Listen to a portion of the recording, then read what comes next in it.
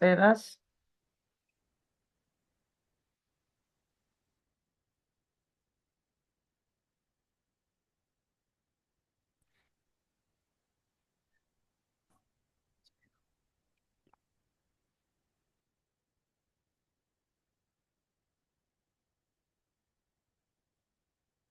Hello, Olga. Nice to meet you. Hello, hello. A good day for everyone. How are you?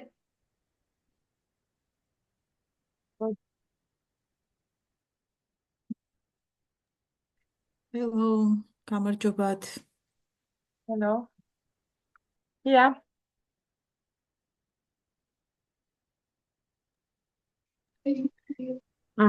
Yes. გამარჯობათ იამზეჯან, გამარჯობა. Hello, Seda.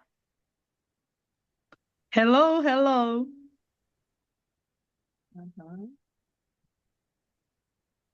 Yeah, დაიწყე. შეგიძლია? Hello, everyone. As you know, our wonderful project, eTwinning project, details our perfect cuts and silhouettes of the past. Get to know and introduce us to your country. Is slowly coming to an end. We have taken an inspiring journey filled with creativity, culture, and friendship. And now it's time to take one more important step toward the successful conclusion.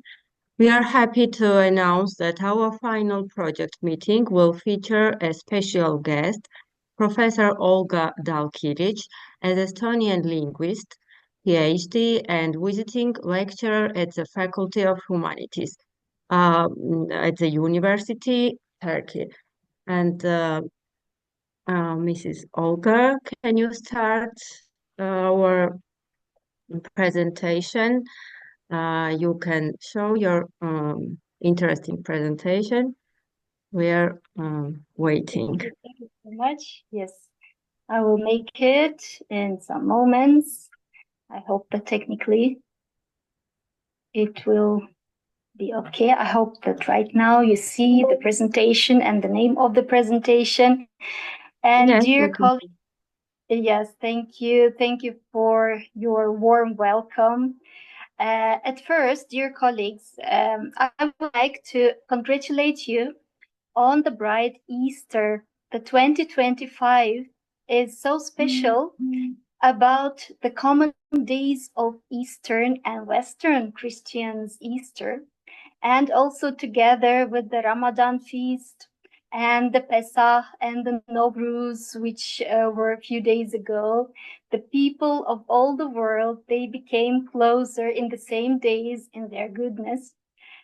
And my today's speech, the things which I would like to share, they are also about culture contexts, about closeness of cultures, or maybe about that distance in culture and what we have to do about this distance in culture. Yes, dear colleagues, it is said that nothing is as it seems. There is such a word, especially if we speak about culture. In the following few minutes, we will remind ourselves why this thought is crucial for language learning, for intercultural relations, and for building an international team in a multicultural project. Among the objectives, I think I'm going too fast. Among the objectives of the project, which you meant right now, the project's name is Details Are Perfect Cuts and Silhouettes of the Past. Among the objectives of this project is the promotion of integration between teaching subjects.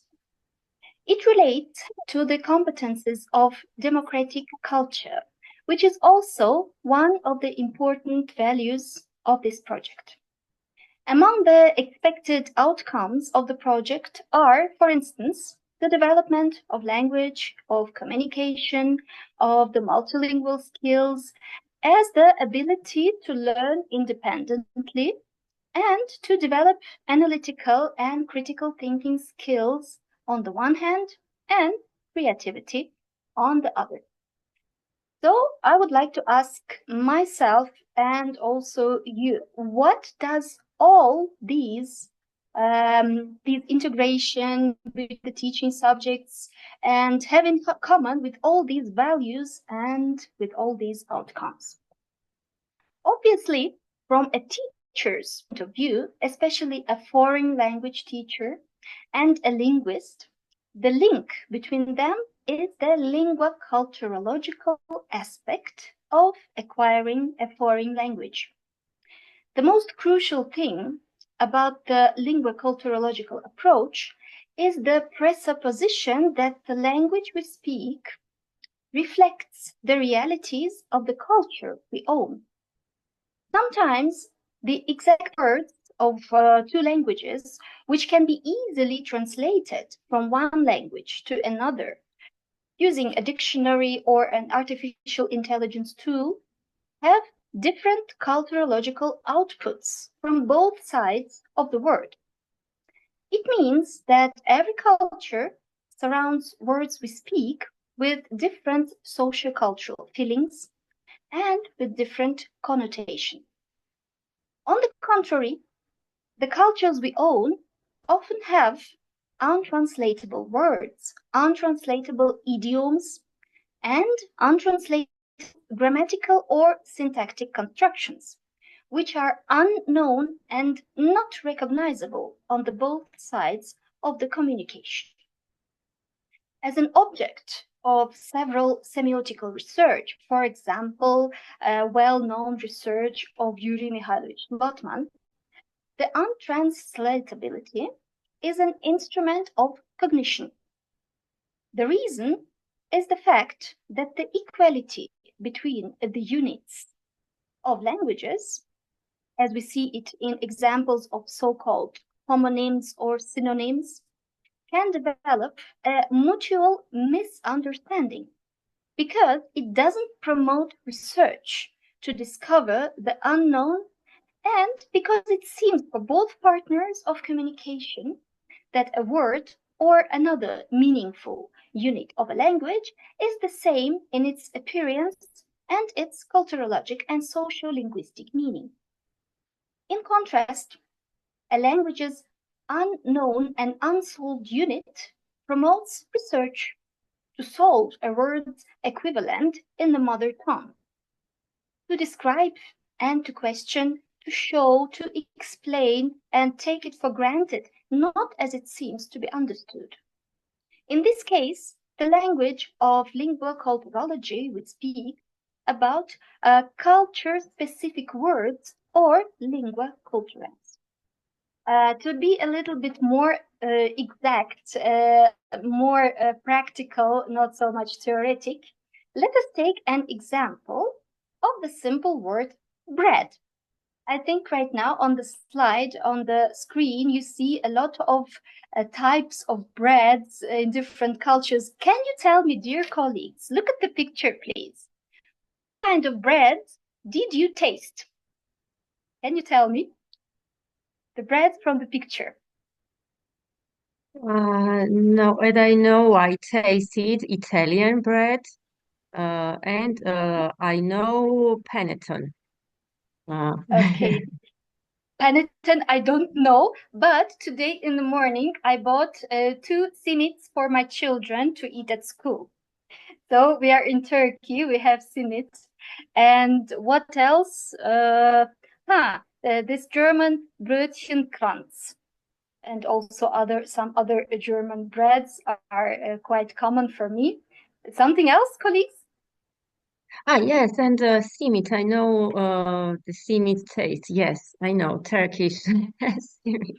Okay, yeah, but please agree if we would ask ourselves, or which meaning does all these types of breads have in the exact culture? At which time of the day we have to eat this bread or that bread? Or at which time of the year we have to eat this or this bread? For example, on Easter, we have different types of breads also. and they are not for everyday eating. They have legends, they have stories, they have narrative to share between us.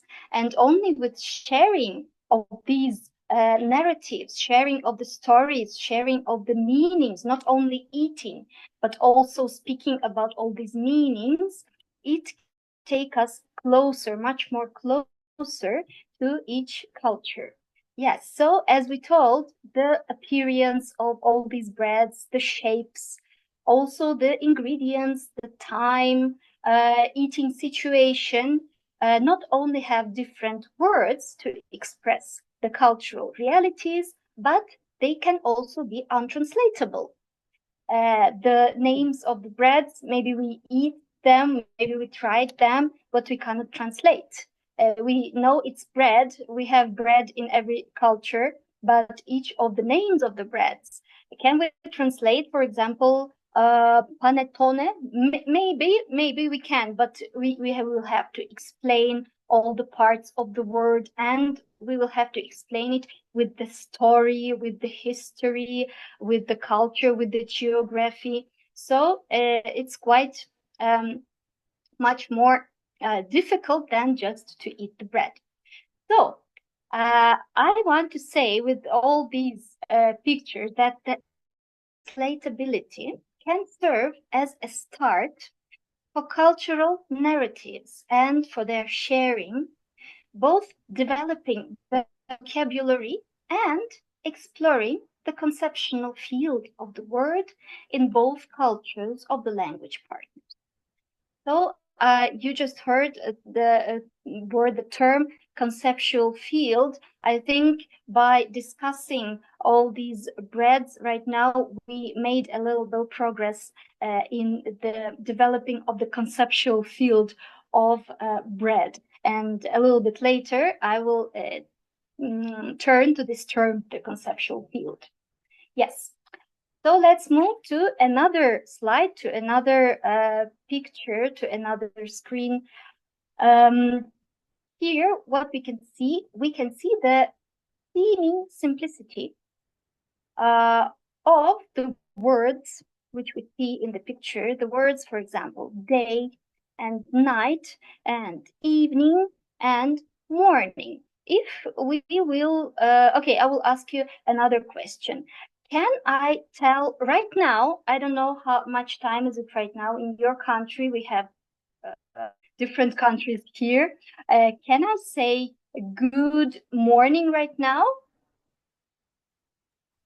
No, we cannot say. We can say good afternoon in Georgia now because it's time 16 and 15. Yes, 16 Okay, and it was obvious. It was a little bit strange because most of us are in close time zones. But if I will ask, can I say good evening right now? no, in Georgia, no. I think this question can have much more opportunities to answer, because 4 o'clock, 5 o'clock, depending on to the culture, it is already an evening or a day. We have different traditions, different habits to explain our time. And if you will look on the picture, on the down left side, you see the Turkish time. Maybe not so much Turkish, but time which is common for all Muslim world. You see the time 4:28, for example, or 5:53 in the morning. They have different system because they pray 5 times a day, and they divide their day in 5 zones, not in 4, like morning, evening, day and night. It's already 5 times because of the 5 times praying. And if you will look on the picture above, I think up on the right part, do you know what this time system is, which time system is presented upper right corner of the slide? You know? I learned it today, so I'm asking you, do you know? No, I don't know. I also learned it today, about the time system, but I think all of you know about Ayurvedic, like the Indian tradition, this Ayurvedic philosophy, Ayurvedic philosophy of life. And they also divide their times of the day a little bit differently. Yes. So, yes, this seeming simplicity we see here on this picture. Every culture divides their times of the day a little bit differently, and sometimes by saying a simple word day, we mean totally different things. Sometimes to say good night, we need in different cultures very different hours to say good night, or very different situations to say good night. In some cultures, good night can be in the meaning of hello, I wish you a good night. We meet at night and I wish you a good night to spend. Or on the opposite, if I say good night, I'm leaving, I'm saying goodbye. I'm giving a message that I will go to sleep. Yes. So, dear colleagues, all these words, they have different perceptions. They have different phraseological and lexical expressions, and also meanings in different languages and cultures. Yes.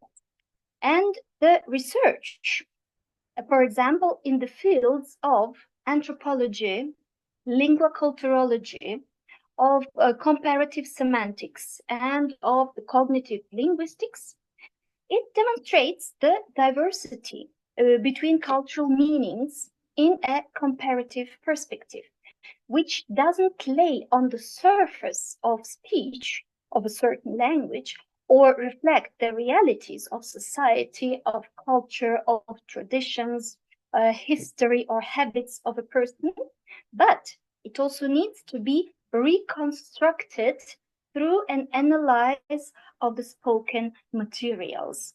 If you will look onto the left side of the slide, there are some names. Can you give me some information about one of these names? Maybe you are working with some of these paradigms. The left side of the slide. Which names are? Let's say Humboldt is the greatest linguist, as I know, and Vygotsky is yes, we can study in Georgia, and Lakoff and Johnson, I don't know, and other names, I don't know.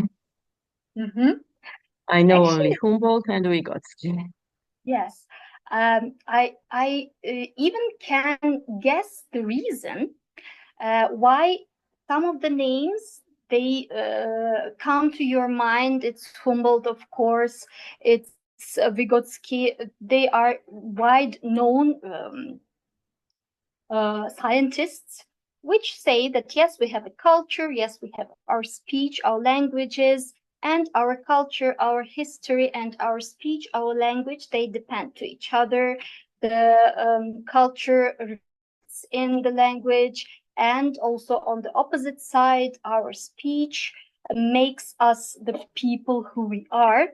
But also we can say new generation, for example, Lakoff and Johnson, who developed the theory of metaphor, and also the people, the names up on the slide, Anna Wierzbicka, and together the developers of her theory, Anna Zalizniak, Shmilov, Levontina, they already go a little bit deeper in the language, and they say that it's not so simple. It's not always what lays on the top of this iceberg.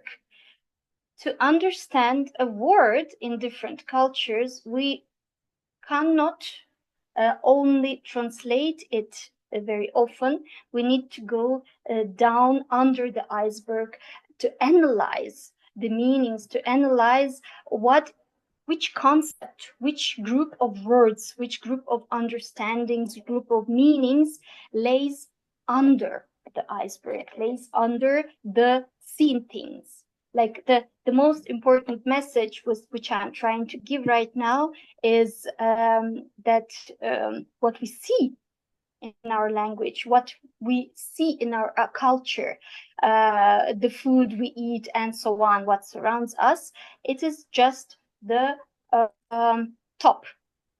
But what do they mean? Which meanings, which values are inside of these things? We can understand it only with an analyze. And as you know, normally what we understand about analyze is a type of research. It's a scientific research. Do you agree with me that analyze is a scientific, theoretical research? Or do you agree that an analyze is just a research method, just a theoretical thing? Or which understanding you have about the word analysis? Do we analyze in everyday life, in practical life, or it is just a theoretical approach to research some scientific field?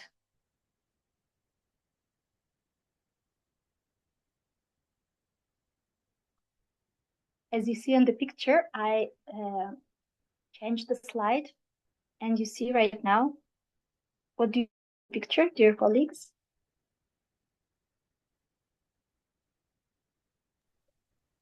What does it mean? Yes, this picture. Picture on the When we I think when we know another language, it's a door. When we know a language, we can open the door and we can see another world. I think. And what do you think? The door on the picture, where is it? In which geography, in which country, in which city? What do you think? Yes, we can open a door and we can understand another language, another culture, another traditions. Do you have such doors in Georgia or in Armenia, such old walls? Do you have like this? Yes. For example, we have ethnic minorities, Armenians and other minorities in Jordan. And when I started to work at Armenian village, I think I opened the door, and now I know more Armenian culture, about Armenian culture, about Armenian traditions, language, and another. Yes.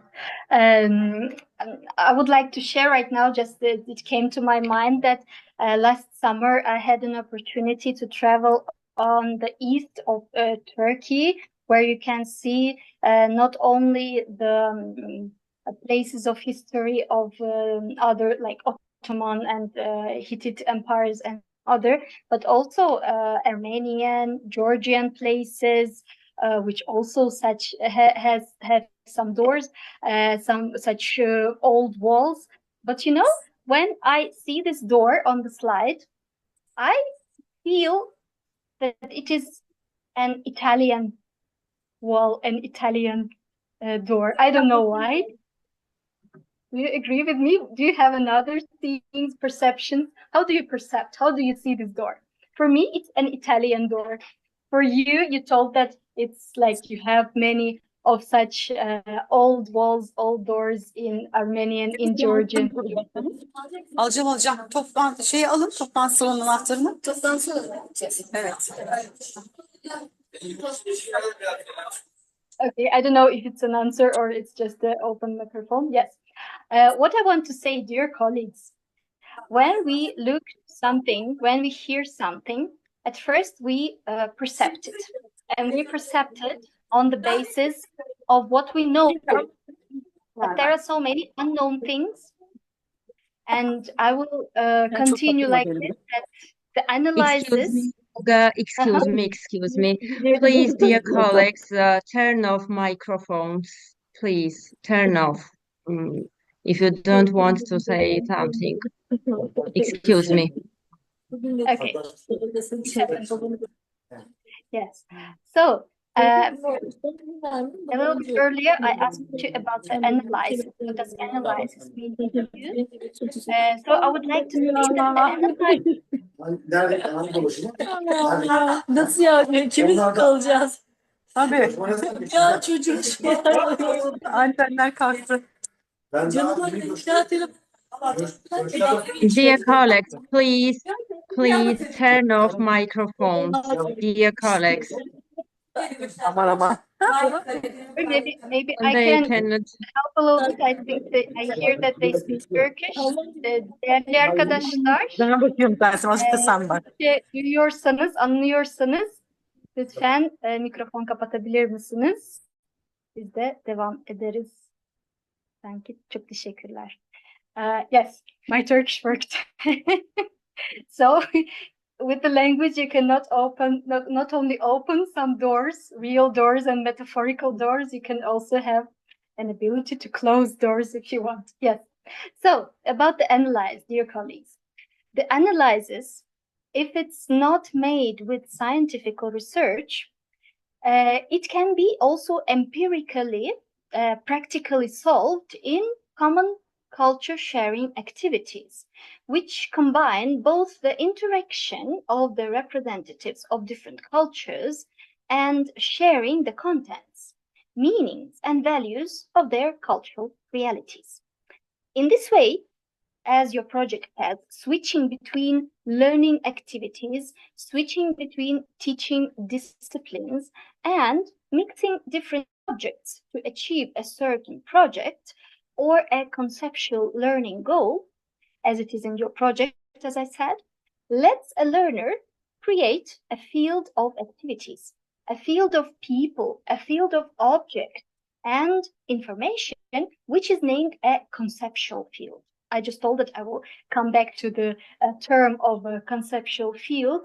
So it's actually things which we share, which we get, and which we like put in our basket when we are in intercultural interaction. Yes, in this way, creating such a conceptual field lets us create names for the unknown things from our perspective, which will be explained, shown, and created from the perspective of our language partners, with the help of language units we have in the language we speak.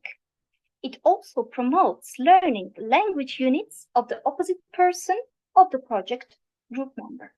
In this way, the content we learn, the cultural objects we acquire, and the values we learn reflect in our mother tongue and in the foreign language, both in a different way.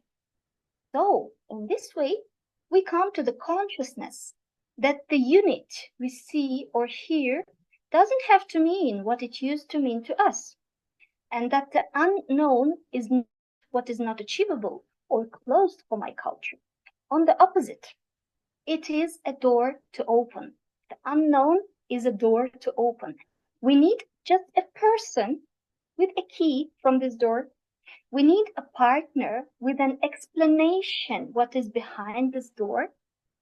Or we need a project like this that unites people with values, with meanings, and cultural content to share. Thus, the lingua-culturological approach is a way a teacher or a consultant of foreign language learning can develop within activities aiming at interdisciplinary teaching, subject integration, and conceptual, constructive, and anthropocentric learning. Moreover, the lingua-cultural approach helps learners to recognize the potential of the unknown, the potential of the untranslatable, and the potential of undone with explaining, with telling narratives, with creating common conceptual fields. So, dear colleagues, once again, I thank you.